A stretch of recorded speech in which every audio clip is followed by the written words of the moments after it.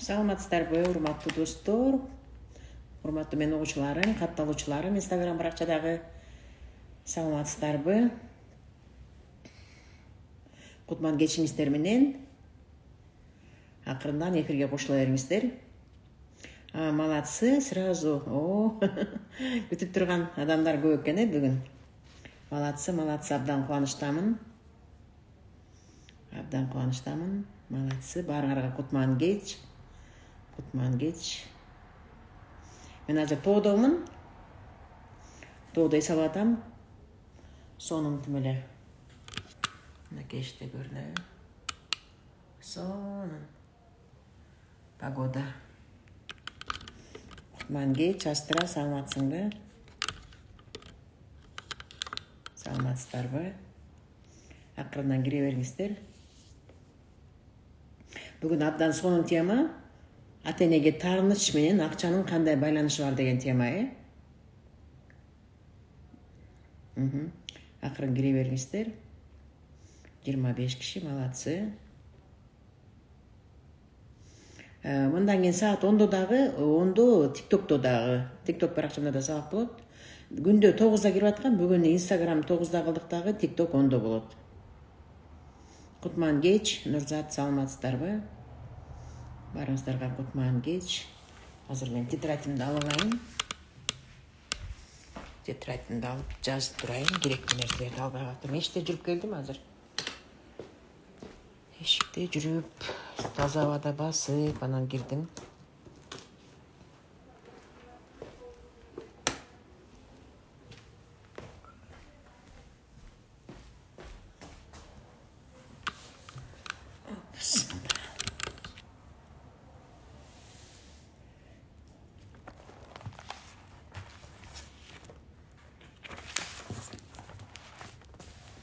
Жакшы, 27 киши кошулду.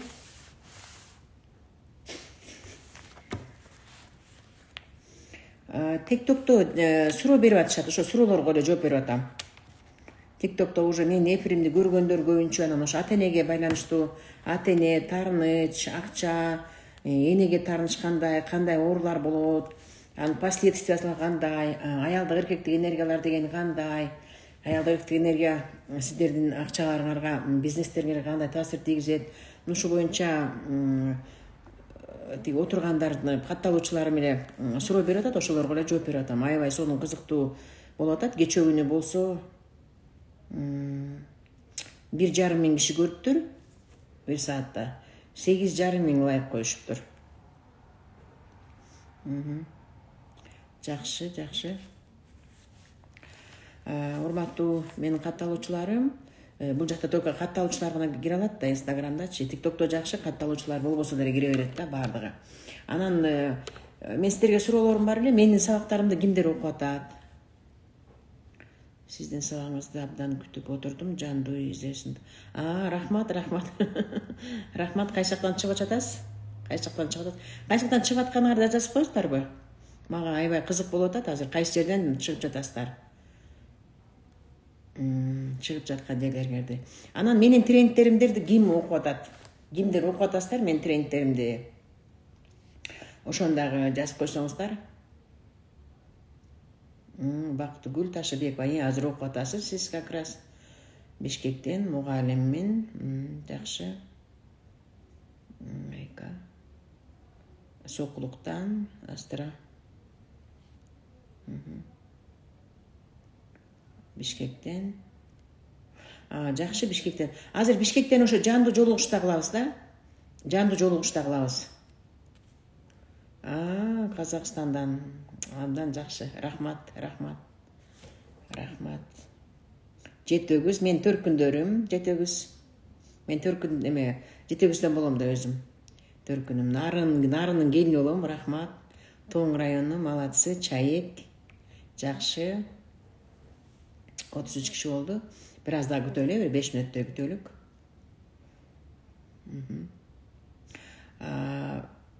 Биринчи кирип аткандар барбы бүгүн? Биринчи менин эфириме биринчи көрүп, мени биринчи көрүп аткандар.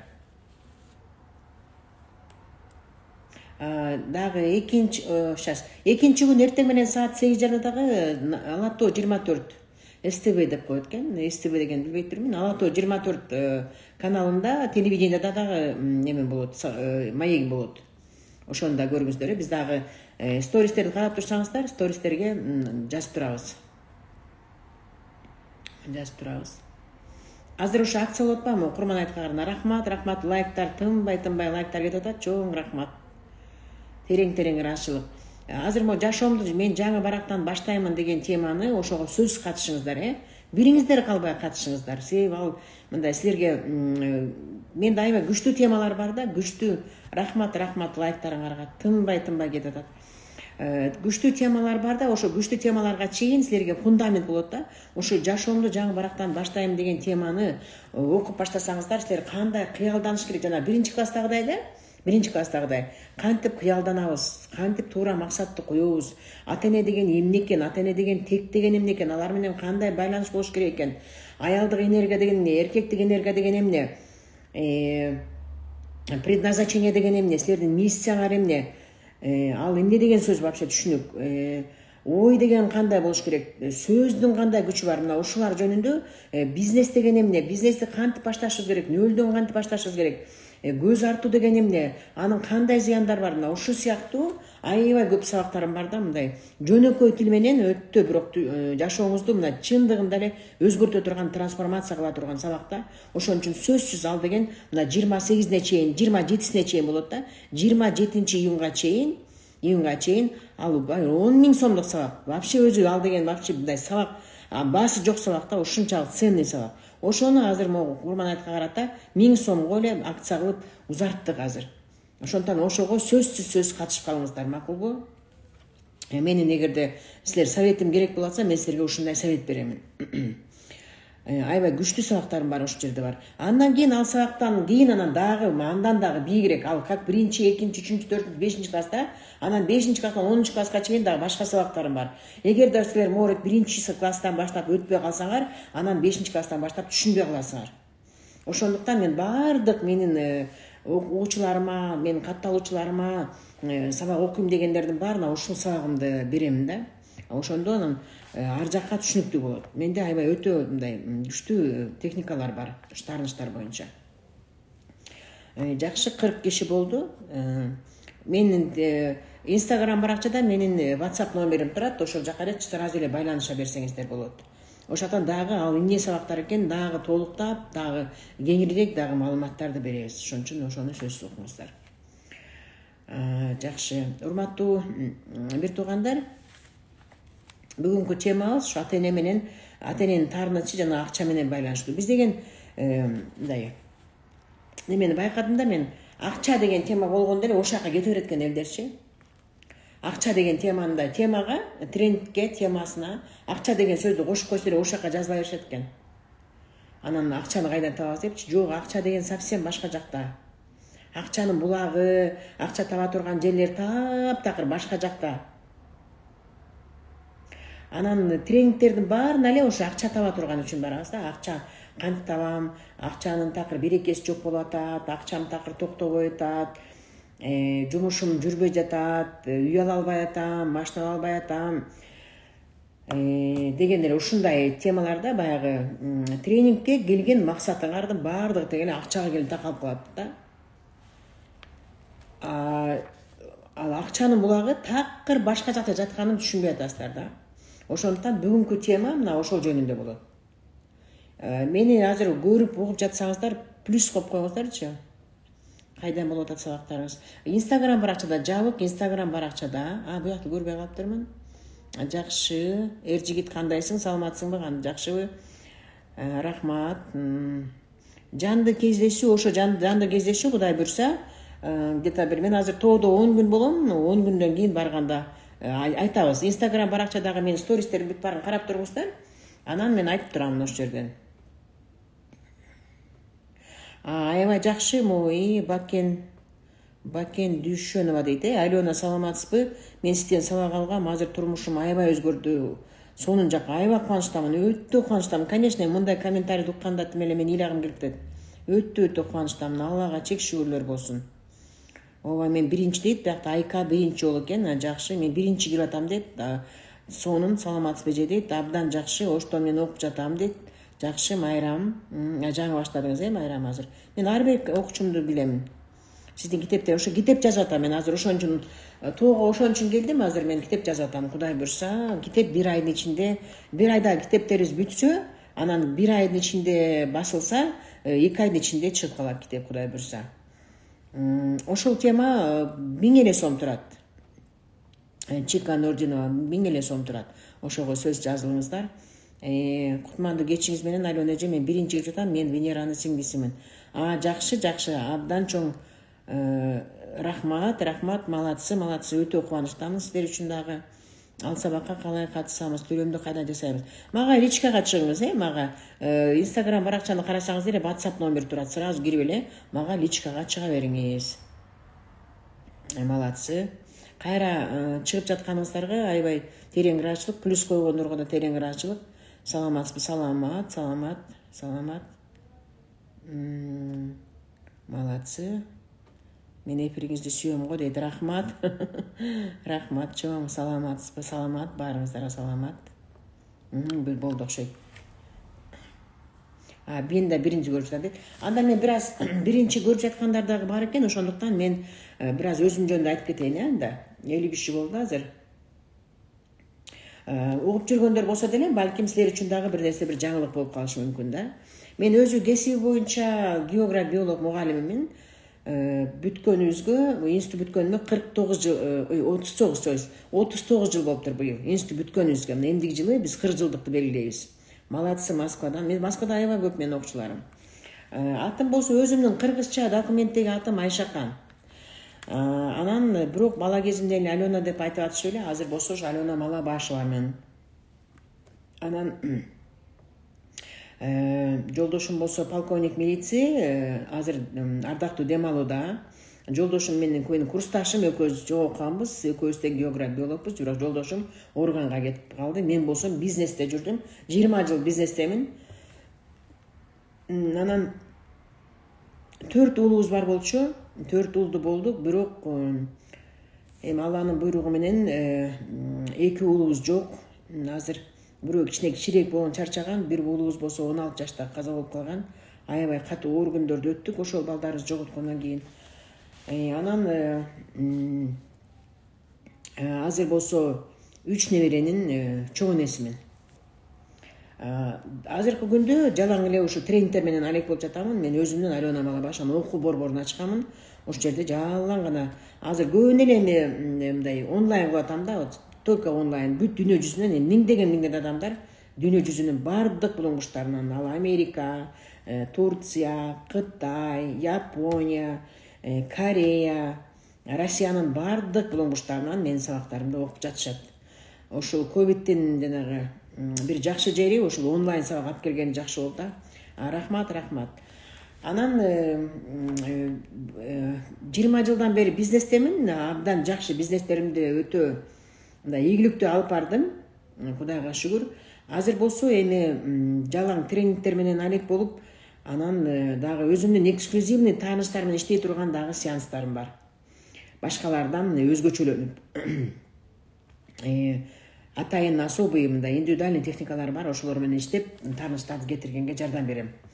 Аябай легендалардан окудум. Менин окутуучуларым, насаатчыларым бул Роберт Кийосакинин өзүнөн окудум, Майкл Роштун өзүнөн окудум, Брайан Трейсинин өзүнөн окудум, Майкл Бенктин өзүнөн окудум, Рами Блэктин өзүнөн окудум, Синельников, Ганда Бас, Темченко, Хакамада. Мына ушул бардык рахмат Айка, рахмат. Ошол бардык мен дүйнө жүзүндөгү, мен легенда деген дүйнө жүзү боюнча легенда болгон адамдардан окудум да. Бир гана алардын арасында бир гана мен окуй элекмин, Тони Роббинс эле. Калгандарын бүт баарын окудум. Рахмат. Анан Кыргызстанда менин насаатчыларым Арсланбек Кененбаев, бул инвестор, азыр аябай тренер, финансист, ал мындай официальный миллионер. Мына Арсланбек Кененбаев менин 5 жылдан берки насаатчым. Ал ошол именно тектин күчү боюнча мени окутуп келатат. Дагы эле бүгүнкү күнү дагы ошол тектин күчү боюнча мен насаатчым да. Рахмат, бияқты қарап қойын. Саламат Пәлен өжеке.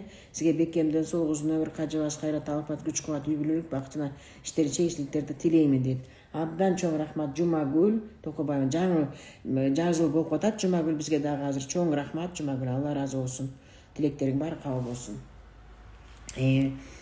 Анан клуб миллионеровты болсо с отличием бүтүрдүм. 3 ай окуп бул жактан анан Бишкектен азыр болсо ошо клуб миллионерде да еще коучмун. Билесиздер, клуб миллионер бул Максим Темченконы ачкан франшизасын болсо Арсланбек Кененбаев сатып алды $1 миллион. Ошол жакта азыр коучмун. Мелис Карбек билбейт экенмин. Мен окуган жокмун ал кишинин сабактарын дагы билбейт экенмин. Анан Асель Сыдыкованын болсо ал билесиздер, ал международный тренер-коуч, ал Европадагы эң алдыңкы тренер деген наамы бар. Аялдардын арасындагы среди женщин. Ошол Асель Сыдыкованын дагы 5 жылдан бери менин насаатчым. Анын бардык сабактарын бир нече сериядан окудум. Мен бир сабакты бир жагы дейин 20 серия окуйм да. Анан Асель Сыдыкованын академиясын бүттүм. Академия тренеров и спикеров деген академиясын бүттүм. Ал $4000 турат. Анан международный спикер деген наамды алдым. 2 жыл катары менен тренер года болдум. Лучшая женщина Кыргызстана болдум. Лучшие люди Кыргызстана болдум. Кыргызстан аялдар конгрессинин ардактуу мүчөсүмүн. Энциклопедияга кирдим. Алтын медаль менен сыйландым. Эл сыймыгы, ак элечек даткайым, жолдошумдун жумушунан болсо офицердин жубай деген, жын офицера деген ордендерди, медальдарды алдым. Анан кыргыз тилине салым кошкондук үчүн деген дагы орден алдым. Кыскасы ошо менин регалиям эле, менин тарыхым эле өзү жарым сааттык да. Анан азыр болсо мен ойлогом, эми ушунча жокун билимдин баарын алдым, 20га жакын сертификатым бар. Эми бүттү болуш керек, мен эми окуй турган окуду эле калган жок болуш керек десем, дагы бар экен, азыр дагы окуп жатам. Азыр Кудай буйрса жакында эме алам дипломду. Азыр Международный институт коучинга и менторство деген институт окуп атамын. Ал 150 мамлекетке ал сертификаты жарайт. Дипломированный коуч болом, азыр ошонун магистратурасын окуп жатамын. Кудай буйрса доцент, анан профессорго чейин чыгам, 1 жылга чейин деген жакшы ойлорум, тилектерим бар. Азыр болсо магистратурасын окуп жатамын. Ошондо мен азыр дипломированный коуч болом да, Кудай буйрса. А так бар эле коуч деле өздөрүнүн аттарын коюп алышпадыбы? Эчтеке документ жок. Жөн эле өздөрү эле коюп алганда биз аябай көп да жанагы чаламолдар, дем бузарларчы, билесиңер го. Мен психологмун деп жазып алышты. Мен мисалы үчүн мен психолог деген менин эмем жок мындай. Мен психолог деген образованияны бүткөн жокмун да. Анан бүтпөй эле мен 20 сертификатым болсо деле, хотя действительно я самый лучший психолог, но пока ага документим жок болгондон айта албайм да мен психологмун депчи. Эчтеке документ жок эле психологмун деп эле азыр элдерди көрүп атышат. Мейли, бирок элдер өздөрү эле кийин баарын ордоруна коет да. Рахмат. Мен огоньдоруңарга 100% дегендерге барыңарга рахмат. За лайки вообще благодарю, спасибо большое. Ушундай урматтуу достор, мен жөнүндө бир аз билдиңиздер окшойт. Эми Instagram баракчамдан да карай берсеңиздер болот. TikTok'то болсо күнүгө саат 9-да чыгып атам, азыр аябай жакшы болуп атат. Сонун вообще мындай маек болуп атат, аябай элдерге жагып атат. Бир видеом деген 267 000 просмотр болуптур. Мен абдан кубанып жатам, ушунча адам менин сабактарымды көрүп жатканына. Ошон үчүн сиздер дагы бөлүшүп коюңуздар, Ушу Instagramдагы видеолорумду, TikToктогу видеолорумду, эфирлеримди дагы өзүңүздөрдүн тааныштарыңыздар менен дагы бөлүшкөндү унутпаңыздар. Билим таратуучу болуңуздар. Билим тараткан адамдын үйүнөн 40 адамга чейин жарык чыгып турат экен. Ошон үчүн элин билим тараткан бул аябай чоң сооп экен. Себеби сиз бирөөгө жол көрсөтүп, адашкан жолунан түз жолду көрсөтүп, ошого себепкер болуп калат экенсиз да. Ошондон менин билимдеримди дагы бөлүшкөнгө аракет кылыңыздар. Подписка жасаңыздар. Мен баракчаларыма анан лайкты коюңуздар. Ушинтип айтышыбыз керек экен азыр. Антип айтпасак унутуп калат экенбиз. Обязательно айтышыбыз керек экен.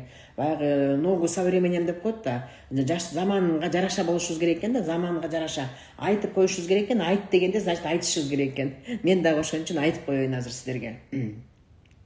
Ана эми могу АТН боюнча мен азыр сиздерге ошону менен бөлүшпөйүн. АТН жана акча. мындай элестетсеңиздер, биз ата-эне менен акчаны такыр мындай бириктиргибиз келбейт да, мындай бириктирген акча өзүнчө турат, ата-энем өзүнчө турат деп ойлойбуз да. Ал чындыгында, эгер чындыгына келсек, ал экөө момундай болуп турат да.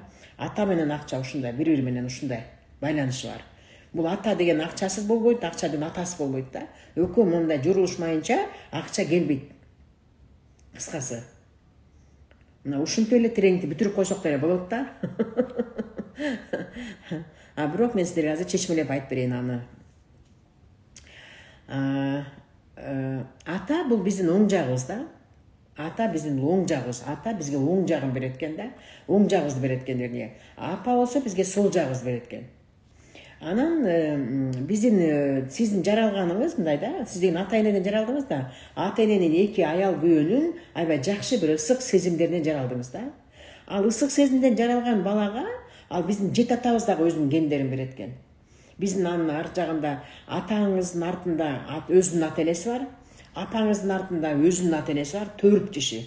Анан ал 4 кишинин да өзүнүн ата-энелери бар, алар 8 киши. Ал 8 кишинин да ата-энелери бар, ал 16 киши. Ал 16-нын да өзүнүн ата-энелери бар, 32 киши. 32 кишинин өзүнүн ата-энелери бар, 64 киши. 64 кишинин дагы өзүнүн ата-энелери бар, 128 киши. Көрдүңүздөрбү? Ошентип бир жакта 128, бир жакта 128. Ошондо 256 киши болот экен да. 256 киши сизге бир нерсесин беришет экен. Ошентип берип, гендеринин бүт барын тең берип, анан сиздин ата-энеңиз аркылуу анан сиз жараласыз. Биз ойлойбуз мындай эле. Ата-энебиз жок эле мындай, капсуладан таап алгандай эле, же жанагы жамоктогудай айыз таштап кеткенби деген сыяктуу элечи. Ушинтип мындай бир ата-энебиз менен такыр өзүбүздү байланыштыргыбыз келбейт да. Ата-эне өзүнчө эле айылда өзүнчө иштерин эле кыла берсин, мен өзүмчө эле иштеримди кыла берейин деп ойлойбуз да.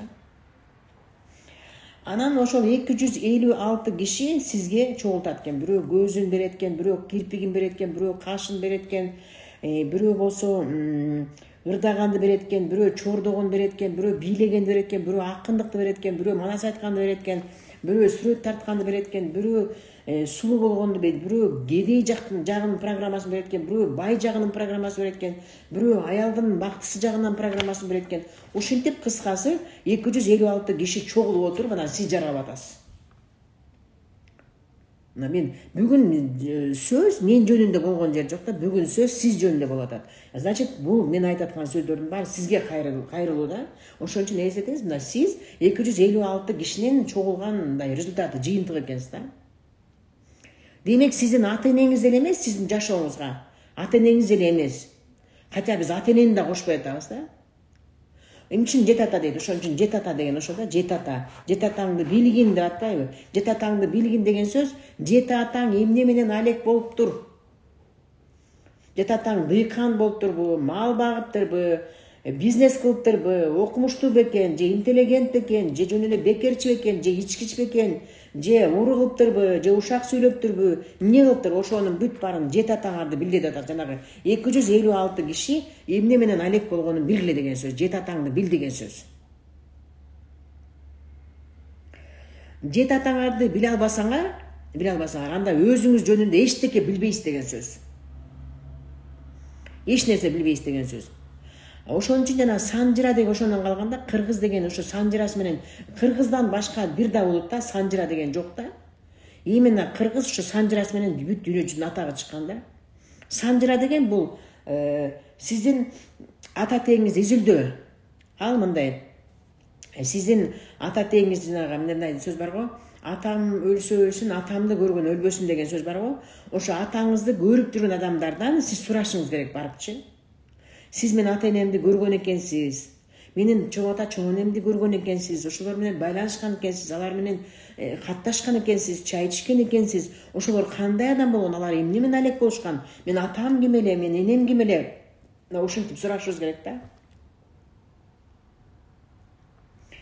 Мындай максималдуу түрдө ошол ата-энебизди изилдеп чыкканга аракет кылышыбыз керек да, аракет кылышыбыз керек. Ошол Санжыра деген ошол да.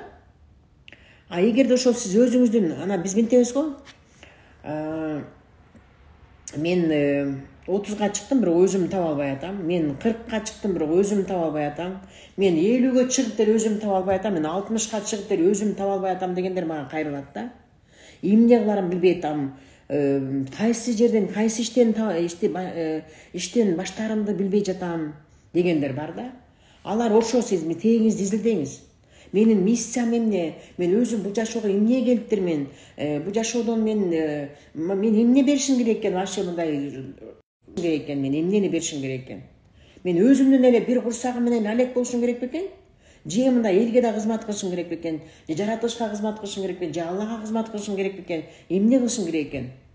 Мына ошол жөнүндө сиздер тегиңиздер аркылуу билсеңиздер болот да. Ошо тегиңизден эле көрөсүз да. Мисалы үчүн бирөө мисалы үчүн дордойдо отурат азыр сода кылыпчы, а бирок отуруп алып ырдайт да, ырдайт. Жөн созолонтуп, үнүндөрү момунтип эле ырдагысы келип эле, жан дүйнөсү ырдагысы келип эле, тиги бирөө ырдаса эле кошо ырдап подпевать этет. Анан туруп туруп эле өзү ырдагысы келет. Элестетиңиз? Ал значит ошол ошо тектен келген да, ошо ырдагысы келет. Айтат го мындай.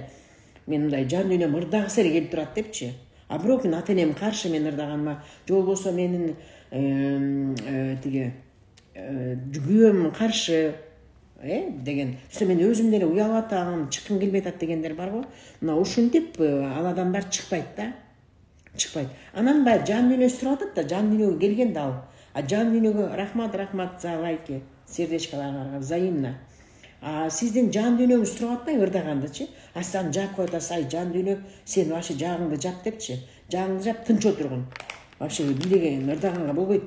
Вообще мага уруксат беришпейт депчи. Сен ырдабагын, сен могу сода кылгын. Мына нан таап жеп атпайсың ошол жерден сода бергин. Башка жака барбагын депчи. Анан, конечно, сиздин жан дүйнөгүңүз бир нерсени туруп атат, а сиз башка нерсени бердиңиз. Анан жанагы нелюбимая работа деген бар да.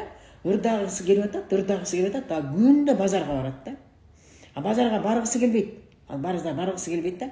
Просто айла жок да, потому что базарга чыкпаса, нан жеш керек болуп калат, квартиранын акчасын төлөш керек болуп калат, же үй алыш керек деген сөз бар, акча табыш керек деген сөз бар. Ал деген жанагы источник дохода да, бир неменин булагы да, акча алып келе турган булак да.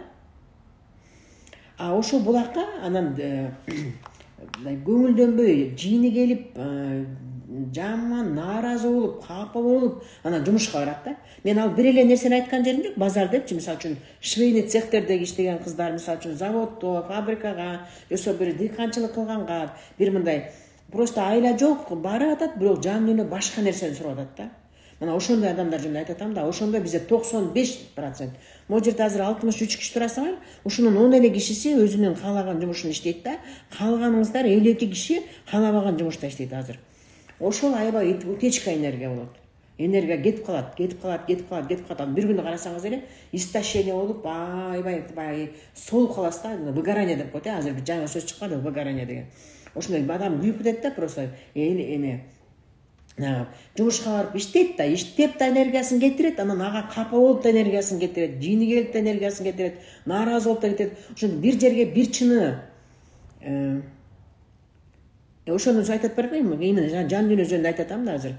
Анан ошондо сиз деген бир чыны энергия кете турган жерге сиз 5 чыны энергияны кетирип салдыңыз. Сиздин 30га чейинки энергияңызды уже 50 жашка чейинки энергияны кетирип салдыңыз. А энергия жок болсо, значит акча жок болот да. Түшүнүңүздөрбү?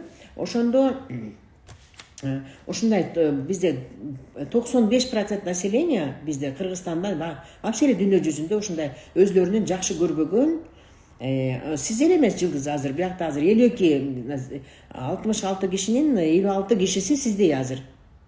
Просто алар жазган жери жок да. Атака жазылгачы азыр, жазып көрсөңүздөр, ким азыр өзү каалабаган жумушта иштейт. Өзүн ойлогон ойлору башка болчу, бирок каалабаган эле жумушта иштеп атышат азыркы. Жазып көрсөңүздөр, мен деп жосо плюс коюп койсоңуздар.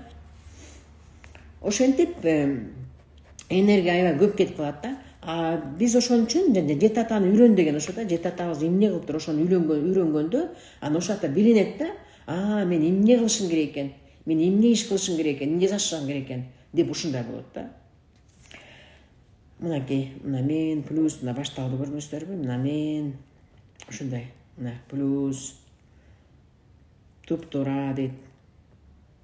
Ошон үчүн жет атаны билип, жет атаны үйрөнүп, алардын эмне кылганын билиш бул деген өтө зарыл да. Өтө зарыл. Мына ошондон башташ керек бардыгын тең. Аны эми обратный связьга чыгып аткан мен угармандарыма аябай ыраазычылык билдиремин. Мен энергиям өтө көп кетип атат. Туп-туура ошондой рахат, ошондой бир сом таап иштеген жокмун дейт. Энергия жок. Сан боюнча аныктоо кандай карайсыз? Сан боюнча мен билбейм, таптакы билбейм. 0. Анан эми биз темадан алыстабайлык, темага тиешелүү суроо берип турмуздар азыр, Анан эми ата-эне, эгерде сиздин жан дүйнөңүздүн баардык тең ата-энеңиз менен байланыштуу болуп атса, анда сиз ата-энеңиз менен дайыма байланышта болуп турушуңуз керек экен да. Туура мындай аябай катуу деле билимди деле давайте не будем включать, аябай катуу мээни деле акылды деле мындай эле киргизбей эле коелу, биякачы жөн эле мындай ойлойлу, жөн эле.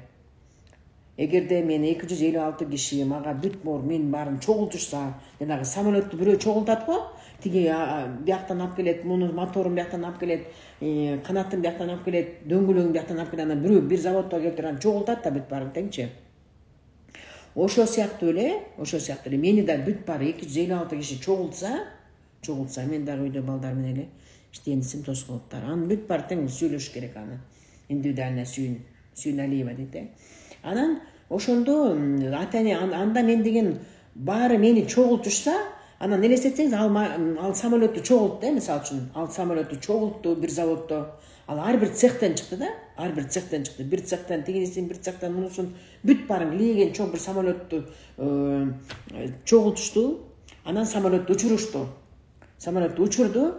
Анан самолеттун бир жери бузулуп калса кимге келет? Па заводко келеби?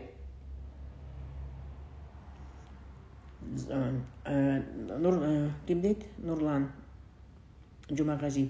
Сиз уга бериңиз азыр, мен жан дүйнөнүн баарын тең мен түшүндүрүп бере албайм да, жарым сааттын ичинде. Андай возможность жок менде. Сверхспособностьтер жок энди. Уга бериңиз азыр. Бүгүнкү тема акча менен ата-эненин таарынычына кандай байланышы бар деген тема. Ошону уга бериңиз азыр. Анан баягы самолет келет, кайра заводко келет да. Ой, свет өчүп калды го. Бизде свет өчүп калды, чөта. Кичине 5 мүнөт күтүп туралык, кандай болот экен. Бүт жерде өчүп калыптыр тоодо. Мен тоодо болчумун да азыр.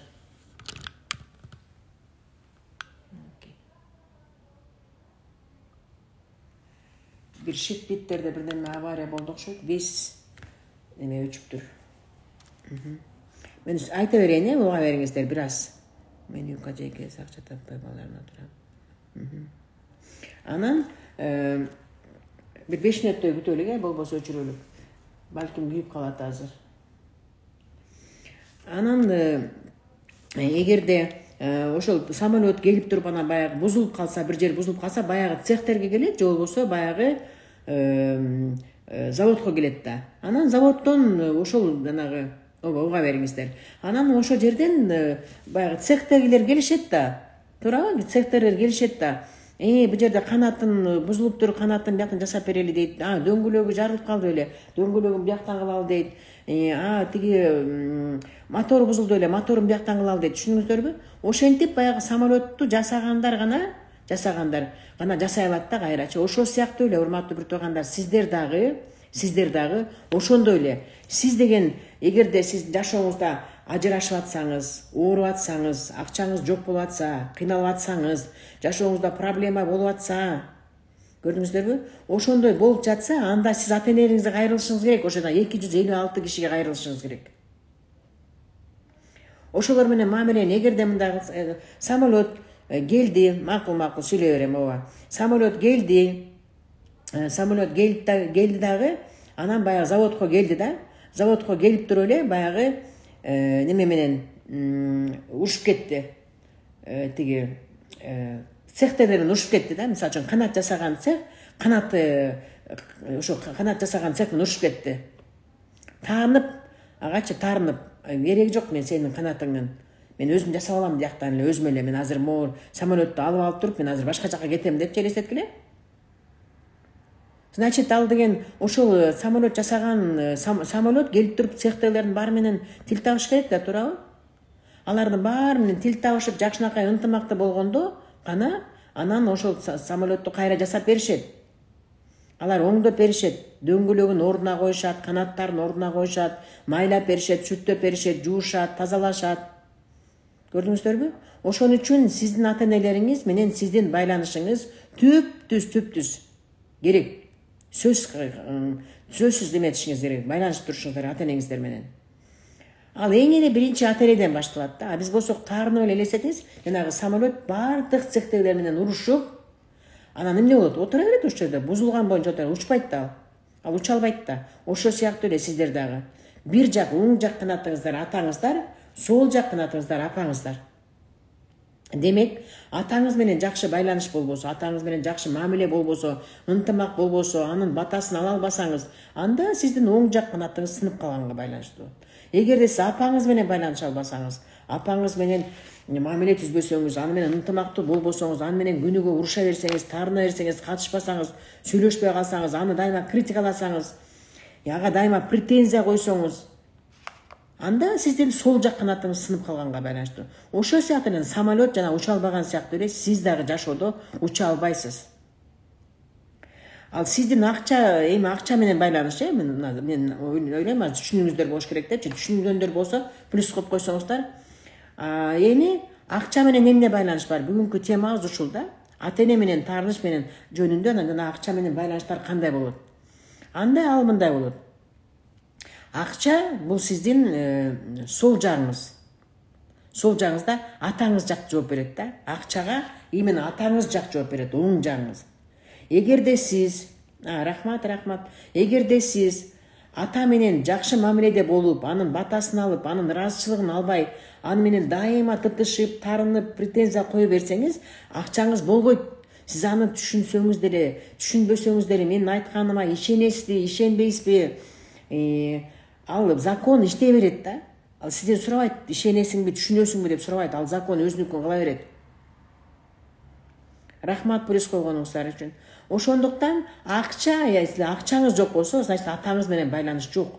Ал жана мындай элестетиңиз, мен силерге бир аябай сонун бир пример айтып берейин. Мындай мисал айтып берейин да. Мисал үчүн бакта, бак сизди отургузду бактычы. Ал отургузганда сизди сразу эле тиги жанагы тамырыңыз менен, сиз тамырылуу келдиңиз да.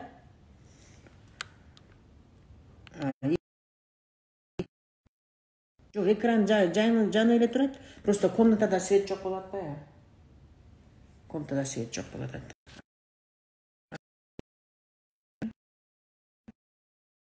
Экраны светтин чөтө берейин. Ооба, көрүнбөй калды. Мен свет өчүп калбады. Мен тоодо болчумун да. Мен 10 күнгө тоого эс алганы келген. Мен ошол жактамын. Анан ошо свет өчүп калды. Мындай свет өчүп эмес эле, мен бияка аябай көп эс алам. Бүгүн ошондой болуп калды. Анан эми бакты айтып берейин, ошо менен бүтүрөйүн азыр. Бак мындай болот да, урматтуу достор. Мына бакты отургузду, ал деген тамыры менен отурат да. Тамыры ал жанагы бир жак тамыры атаңыз, бир жак тамыры энеңиз да. Анын астындагы жанагы мен айткан дагы 4 кишинин тамыры бар, Анан 8 кишинин тамыры бар, анан 16, ошентип жана 256 кишинин тамыры бар да сиздин багыңыздачы. Бул сиз деген өзүңүз баксыз, бирок тамырыңыз ата-энеңиз менен сиздин жет атаңыз. Анан ошо тамырыңыз канчалык туурасынан кетсе, ал тамырыңыз узунунан кетсе, ал деген өтүп кеткендер менен байланышуу деген, жет ата менен байланыш деген, бул енді Куран окутуп туруу, аларга сый-урмат көрсөтүп туруу, Куран окутуп, аларды эскерип туруу, мына өтүп кеткендер менен байланыш ошол эле. Ыраазычылык, рахмат, ошо мендей небереңиздер бар, мени жаратканыңыздар ушу көзүм үчүн, мурдум үчүн, башым үчүн, мээм үчүн, баары үчүн рахмат деп айтып турушубуз керек да. Ошондой ыраазычылык менен өзүбүздүн ата-тектерибизге рахмат айтып, сүйүүбүздү билгизип тура турган болсок, анда сиздин тамырыңыз туурасынан да жайылат, узунунан дагы кетет да, терең кетет. Ошондо эгерде сиздин тамырыңыз жайылган болсо, тамырыңыз терең болсо, анда ал бак деген өнөт, өсөт, гүлдөйт, сабактары бекем болот, жоон болот, күчтүү болот, гүлдөйт жыл сайын. түшүм берет, мөмө берет, анан ошентип өнүп өсөсүз да. Сиз бала чакалуу болуп, бакчалуу болуп, байып, ушинтип өнүп өсөсүз. А эгер сиздин тамырыңыз жок болсо, аны кантип өсөсүз сиз? Курап каласыз да. Кээде мындай болуп калат да, мисалы үчүн тамыры жок эле миллион тапкандар бар да. Тамыры жок эле миллион тапты, лотерейный билеттен утуп алды, а бирок ал бир күнү ал жанагы тамыр жок да, кесилип калган. Анан ал бак деген шак ийилип, жанагы көп акчаны ийилип, анан ал же үй өрттөнүп кетет, же авария болуп калат, же жер титиреп үй тиги эметет, кулап калат, же болбосо банкрот болуп калат. Ошентип ал кандайдыр бир күнүчө ал баягы акчаларынан бүт барана жок болуп калат. Эфир сактап коем эфирде. Ошентип баягы ата-эне менен байланыш кадимки эле бактын эле тамырындай да. Ошон үчүн ата-эне менен канчалык жакшы байланышта болуп турсаңар, алардын батасын алсаңыздар, сиздердин акчаңыздардын эң эле биринчи булагы ошол жак. Рахмат лайктарыңыз үчүн. Ошол акча булактарын эгер тапкыңыз келсе, акча тапкыңыз келсе, байыгыңыз келсе, ден соолугуңуз жакшы болсун десеңиз, үй алам десеңиз, машина алам дей турган болсоңуз, ийгиликке жетишем дей турган болсоңуз, үй бүлөм бактылуу болсун дей турган болсоңуз, анда эң биринчи атаңыз жана энеңиз менен байланышты бекемдеңиз. Мына мен ушуну айтайын деп аткам да бүгүнкү темамда. Түшүндүңүздөрбү? Кимдер түшүндү, плюс коюп койсоңуздар. Кимдер түшүнсө плюс коюп койсоңуздар. Рахмат. 100% деген кетип атат, огоньдор кетип атат, лайктар кетип атат. Аябай чоң рахмат, терең ыраазычылык. Свет өчсө дагы бардыгыңыздар карап отурганыңыздарга аябай ыраазычылык билдирем. Рахмат Турдайым. Зарина рахмат. Свет өчүп калса дагы сүйлөп атабыз. Рахмат. Плюстарыңарга чоң рахмат. Аябай түшүнүктүү болду деп ойлойм. Анан эгерде ушул боюнча дагы аябай жакшы билим алам дей турган болсоңуздар, урматтуу бир туугандар, сөзсүз эртең мына 2 күн эле калды азыр тренингдин немесинечи, акцияга 1000 сом, 10.000 сомдук сабакты азыр Курман айттын урматына 1000 сомго эле берип атам. Менин эфирим эмеде, Instagram баракчамда менин номерлерим турат, WhatsApp номерлер. Ошо жерге кирип азыр ошол 1000 сомдук сабакты алыңыздар. Ал 1 ай боло турган сабак. 1 ай. Сиздер мен менен группада 1 ай байланышта болосуздар. Күнүгө мен менен группада өзүңүздөргө түшүнбөгөн жерлериңер болсо сурап турасыздар. Сөз жазылыңыздар. Рахмат гүлдөрүңүздөргө. Эртең көрөбүз го, эртең мен TikTok баракчага кирип турсаңыздар. Рахмат жүрөктөрүңөр үчүн, рахмат. Чоң рахмат. Акчажан ата тек салаңызга катышкам, сону түшүнгөм. Рахмат, сонун алатсы. Ошондон дагы менин дагы суроолор болуп калса, жеке дагы консультацияларга жазыла берсеңиздер да болот. Жеке консультация дагы азыр 50% скидка менен болуп жатат. Анан таарынычтар боюнча ата-эне менен таарынычтагы мен атайын мындай эксклюзивдүү, эч ким жасабаган индивидуальный эмелер, техникаларым бар. Ошолор менен ата-энеге таарынычтарды кетирип берем да. Ал аябай ускоренный 3-4 сааттын ичинде мындай өзүңүздүн сиздин тагдырыңыз өзгөрө турган ушундай сеанстар бар. Ошон үчүн алындай болсо дагы, керек болсо дагы аны менен да менен байланышыңыздар, Ошол дагы эмне сурооңуздар бар? Сурооңуздар болсо да жазып койсоңуздар, мейли мен бир 10 мүнөт калды, дагы 1 саат кылалык. 10 мүнөттө дагы сурооңуздар болсо жазып койсоңуздар, сурана берер. Что-то серьезный өчтү окшойт, бирдеме авария болуп жакта. Шаарда, Бишкек шаарында свет күйүп атабы? Что шаар жактагы капкараңгы болуп турат го. Рахмат, чоң рахмат, керемет сабак болду деп атат. Рахмат, ыраазычылык билдирип атат. Рахмат сиздерге дагы. Анан менин эфирлеримди дагы бөлүшүңүздөр, эфирлериме лайктарды коюңуздар. TikTokко болсо күнүгө кечинде саат 9-да TikTokко кире бериңиздер. Мен күнүгө кирип атам азыр. TikTokто. Макул, рахмат анда. Эң түшүнүктүү айтасыз, рахмат эжек аман болуңуз дейт. Рахмат сиздерге дагы. Ыраазычылык. Жаңы кирдим, сабак эмне жөнүндө болду. Сабак сакталат, азыр эфир сактап коебуз. Калаган убакта көрөсүң. Шаарда бар свет. Биякта деле өччү эмес эле, бүгүн чыта бир нерсе болуп калды окшойт. Жакшы. Макул, анда силер уруксат берсеңиздер мен эфирди жабайын, эфир жабайын. Дагы Кудай бурса көрүшүп турабыз сиздер менен. Күнүгө TikTok баракчадан көрүшөбүз. Личкага дагы жазып сурооңуздар болсо бере берсеңиздер болот. Бардык бүгүн эфирге кирген менин угуучуларым менен бардыгыңыздарга терең ыраазычылык билдиремин. Рахмат. Мен тиги караңгы ойдон эле өтүп атаммы? Ой, эмне болуп өчүп калды свет? Свеча, мага свеча алып келишиптир. Спичкам дагы каякта калды билбейм даже. Мореке тустун немесине коюп алыңыз. Мен анан өзүм коюп алам. Пакет без. Мынакей мен биякта. Бир 5 мүнөт кое турчу, мен жаап коеюн эфирде. Эме, Мира, мен бир 5 мүнөт калып турчу. Бир 2 мүнөт мени мындай карап турчу азыр. Мен сүйлөп караңгы деп атпаймынбы? Мынакей мен бияктамын. Фонарик менен. Болуп турганда мен окурмандарым, угармандарым бардыгыңыздарга чоң рахмат, ийгиликтерди каалайм. Күнүгө Кудай бурса дагы көрүшүп турабыз. Көп билимдерди дагы бөлүшөмүн. Бардыгыңыздарга чоң рахмат. Свет өссө дагы өскөндөн карабай угуп турганыбыз үчүн макул болуптур. Жакшы турмуздар. Sağ olun.